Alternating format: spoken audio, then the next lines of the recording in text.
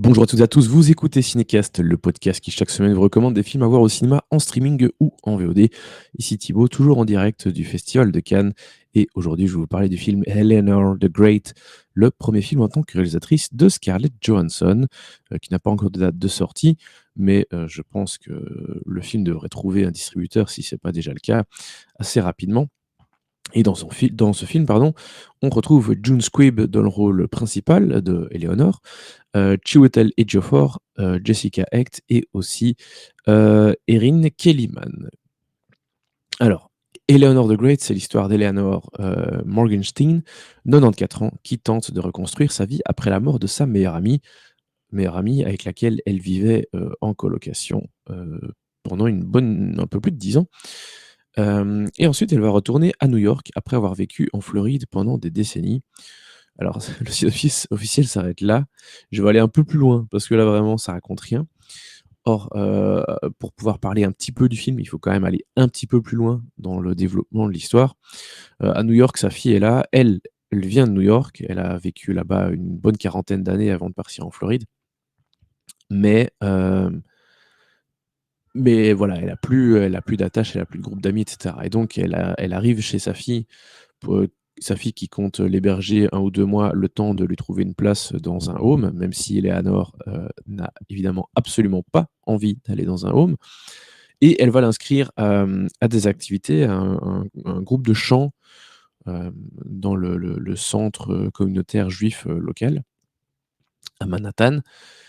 Sauf que quand elle va se pointer dans ce centre, elle va pas aller au truc de chant et à la place, elle va rentrer un peu par hasard dans une pièce où va se réunir un groupe. Sauf que c'est un groupe de survivants de l'Holocauste, qu'elle-même, bien que juive, elle soit née aux États-Unis et elle est pas du tout survivante de l'Holocauste.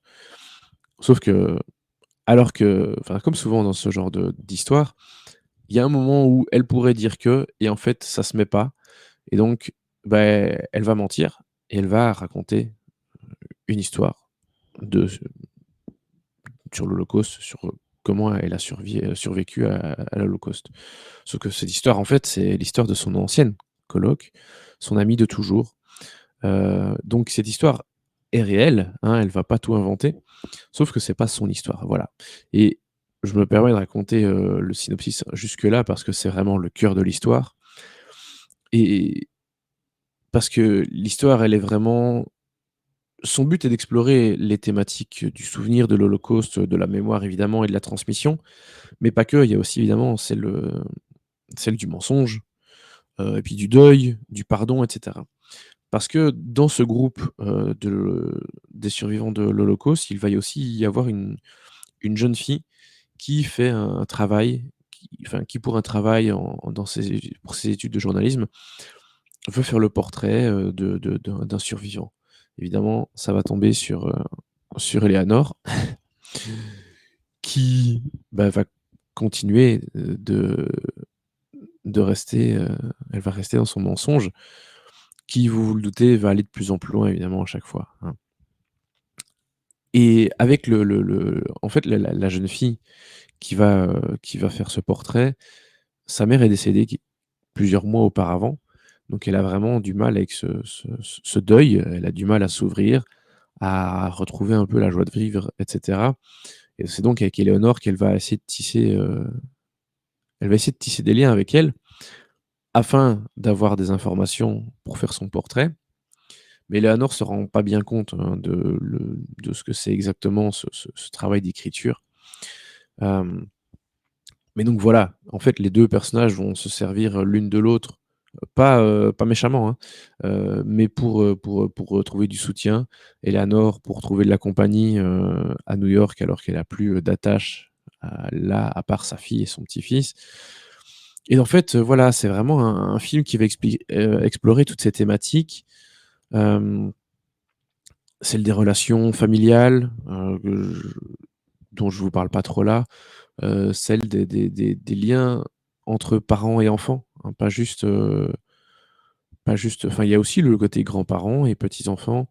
Il y a pas mal de choses qui sont explorées et puis Tout ce qui concerne, l'Holocauste, bien sûr, le souvenir, la mémoire, je l'ai dit, c'est hyper important et je trouve que c'est plutôt bien amené. Alors le film n'a pas été écrit par Scarlett Johansson, elle ne fait que, entre guillemets, réaliser le film, mais on est vraiment devant un film typique, US, indépendant enfin, ouais, film indépendant américain, style Sundance. Le petit film qui est vraiment un petit bonbon, ne fait pas de mal, qui propose une histoire qui va être, tantôt dramatique, tantôt touchante, tantôt drôle. Je vous cache pas que j'ai versé ma petite larme à la fin. C'est très, très drôle, je le dis parce que le personnage de Eleanor, qui est magnifiquement bien interprété par June Squibb. En même temps, elle est toujours incroyable, June Squibb, dans tous les films qu'elle fait. Il y a eu le film, Thelma, cette année, enfin ou peut-être l'année dernière.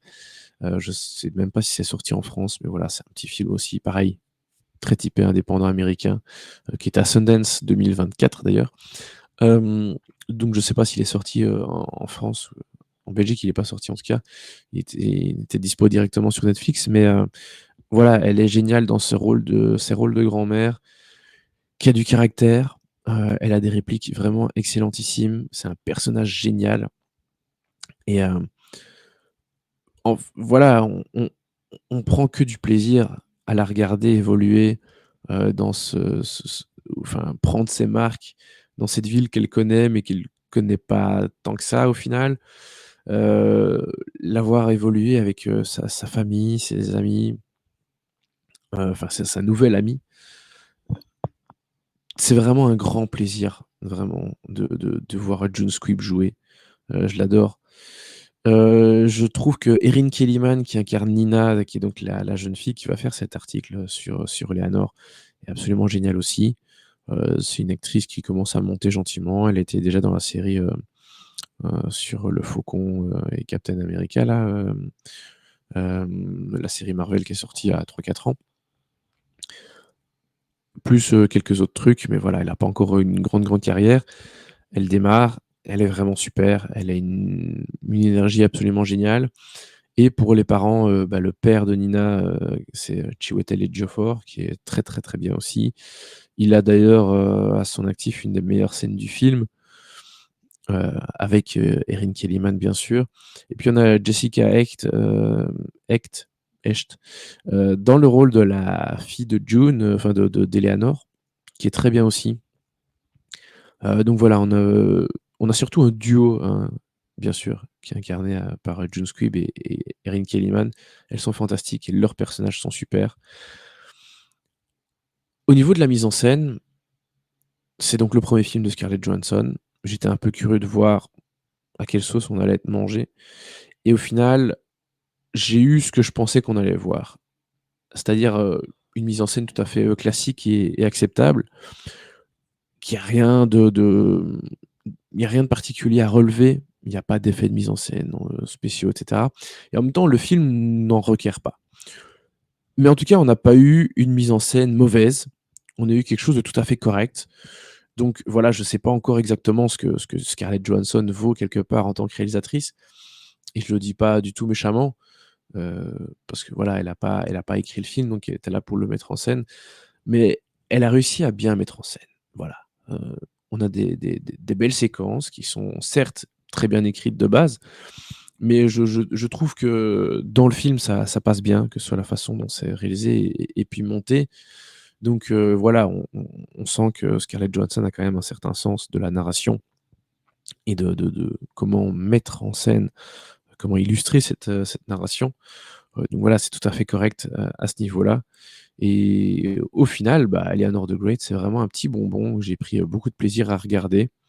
C'est pas un film, incroyable, ni particulièrement remarquable dont on va se souvenir dans des années, mais c'est vraiment la petite séquence, le petit moment feel good dont j'avais besoin, je pense, pendant ce festival et donc voilà, j'ai pris beaucoup de plaisir à voir ce Eleanor the Great réalisé par Scarlett Johansson et pour ma note, c'est un bon 3 étoiles, sur 5 donc, même si je mets très, très, très, très rarement 5. On est quand même plutôt à max 4 en général. Donc voilà, 3 étoiles, c'est plutôt une bonne note pour Eleanor the Great, film qui était présenté donc à Un Certain Regard et Je vous dis merci beaucoup pour vos nombreuses écoutes et commentaires. N'hésitez pas à nous écouter sur toutes les plateformes de podcast de votre choix, Apple, Deezer, Spotify, et cetera. On est sur YouTube également et à nous suivre sur les réseaux sociaux avec le handle @cinecastbe et je vous dis à très, très bientôt pour des nouvelles recommandations, toujours en direct du Festival de Cannes. Ciao, ciao.